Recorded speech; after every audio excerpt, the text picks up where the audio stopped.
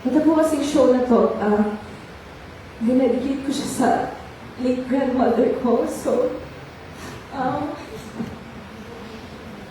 at first, nung tinawagan ko na para sa akin daw itong role na to, hindi pa po ako na-excite at all. Kasi sabi ko, batang doktor, sinong manonood? Pero dahil po, nag-start yung taping sa mga kasama ko, sila yung nag-uplift sa akin, sila yung nagsasabi na, we believe in you, and sorry, I'm awake. Ilang beses na rin po akong naiiyak sa set kasi napipressure ako sa sarili ko. Feeling ko hindi ko deserve yung ganito kagandang role, ganito kagandang show.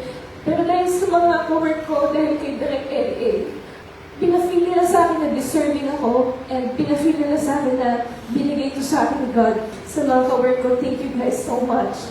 Maraming salamat sa lahat ng sumuporta.